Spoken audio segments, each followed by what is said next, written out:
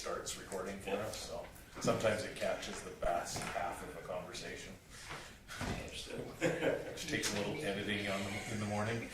That's when we get The taxes, those term those paid would go to the county, right? Yeah, they're in the county. I wasn't sure if the rail got a portion or something. The rail gets a piece of everything. Yeah.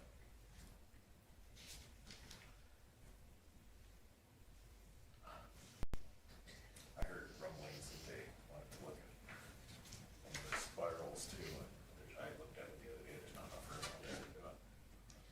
The spiral will have to run right in where your trucks come in. Well, it's 7 o'clock, so we'll call the meeting to order. You have agenda in front of you. Any additions to the agenda? Hearing none, so we wish to move the agenda. Okay, thank you, Lyle. Any discussion on Lyle's motion? Hearing none, I will call the question. Those in favor? Nobody opposed? It's carried unanimously. Okay, moving on to the council meeting of July 24th. Any errors, omissions, questions? Somebody wish to move? Judy? Okay, any discussion on Judy's motion? Hearing none, call the question. Those in favor? It's carried.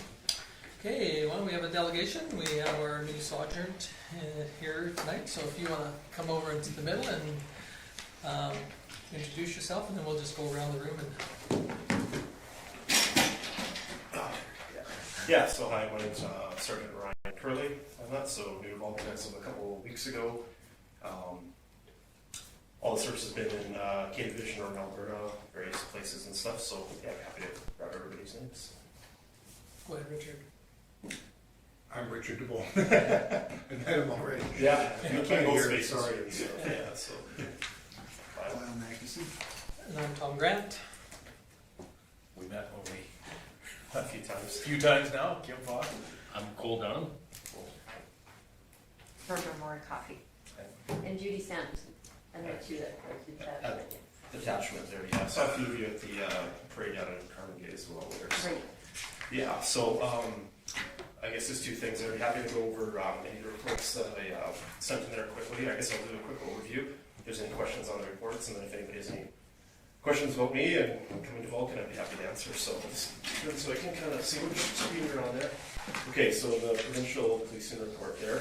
So a little bit of a weird report there, and a lot of content was compiled earlier with Constable Sean Provost and stuff, who'd been filling in for a better part of the year here. So as part of that, there was a town hall meeting and stuff that happened earlier in the year. Then there's the ongoing meeting of the elected officials, to come up with priorities and stuff for the year. So when I came here on the 31st of July, there all this stuff had been kind of set already for the year. Doesn't mean that we can't tweak things or anything like that, but they're all good stuff to go with there. So yeah, if you continue on there. Yeah, so if you just go up slightly a little bit, I guess talk about a couple of these. So these come from the town hall, they come from risk assessment, municipal priorities with all the villages, county, and the town. And so these are some of the initiatives I kind of came up with for the year. So there's the enhanced road safety piece, there's the police visibility piece, and the crime reduction piece. Because these are the only things that are going on, but they're just some focuses, I guess you'd say, that kind of common themes across all the municipalities in the region. And that. So the one thing I could kind of maybe touch on there would be the third one there, the priority 3 there. So just for people that may or may not be aware with it, this capture program, it's a provincial initiative.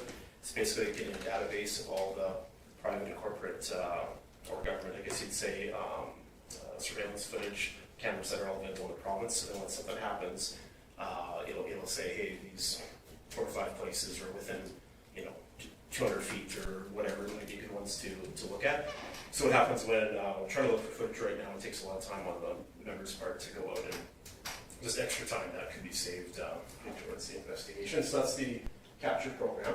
And then the lock or lose it thing there, just obviously in Alberta, ongoing property crime, theft, stolen vehicles and all that. It's more of a public awareness campaign. They go out and hit hundreds of different vehicles over the course of the year. There's a pamphlet, there's information, there's suggestions on why locking vehicles and all those different things are important. But the premise of it is that somebody can get to their vehicle in the morning or after the grocery store, or the case may be, and pamphlets there. It was, somebody, was here, and maybe it's just kind of that little extra reminder on that. That being said, as we talk the stats, things are looking really good out here. So continuing on there, you see the stats, and the stats can say a lot of different things. This page here also ties in with the 3-page reports where you see all the trends and stuff before. If I can just give a short version of that, so if there's any questions, would be, if you're looking at all these numbers here, things are looking really excellent here for the Vulcan detachment area and stuff. You see in almost every single category, reductions quarter-over-quarter, year-over-year, and all that. So the exact reasoning before that might be a question that comes up sometimes. I can't say the exact reasoning quite yet here, just landing here and stuff, but I think a few things. I think the local officers that you have in the community make a big part.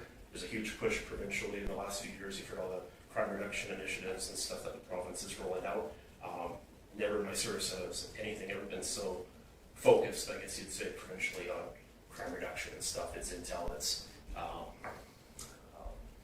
probably the best way I could say it. So many different people are talking to each other. It doesn't matter the uniform or the badge, if you're a peace officer, if you're in the corrections, or fish off, all that information is happening, and there's much more targeted effort on the small percentage that cause the most harm to the community. So that's what I could talk about the stats. If anybody had any questions on that, I'd be happy to answer at the end. And then if we just continue on there, we talk about resources and that. So a little what the established positions here are. So everything is full here as of last week. Our latest addition there was Constable Ken Jones. He came over from Hampton, experienced member again. So adding on to all the other experience that's here in Vulcan for rural detachment in Alberta, I think we're doing wonderful for experience and stuff. And having somebody that knows the area and having a house out in the rural area here, I think just kind of adds to that. So I think that's everything for this one. Then you could just maybe slightly go through them. But as you see in the third column from the right there, that shows the percentage change just for this quarter from 2019 to 2023, and then the second column is last year to this year.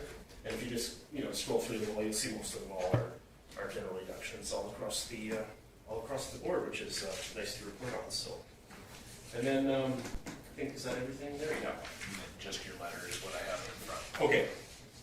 Yeah, the only thing I can mention on the letter there is just it's an update on what's going on kind of in the province.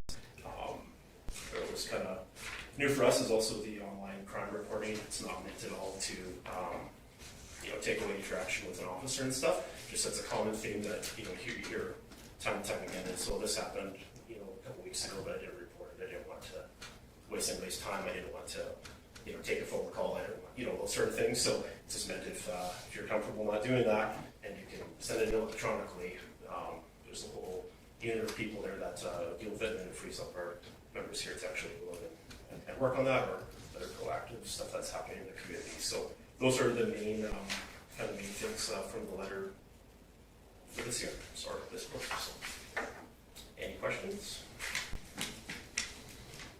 And you did phone me one day and asked me if we had any burning desire to meet up with that. As far as I know, we have no burning desire